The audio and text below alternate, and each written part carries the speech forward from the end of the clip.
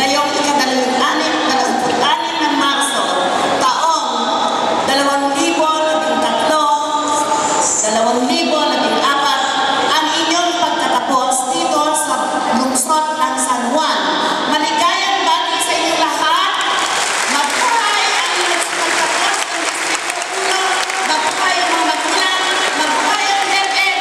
Mabuhay ang dakilang lungsod ng San Juan. Maraming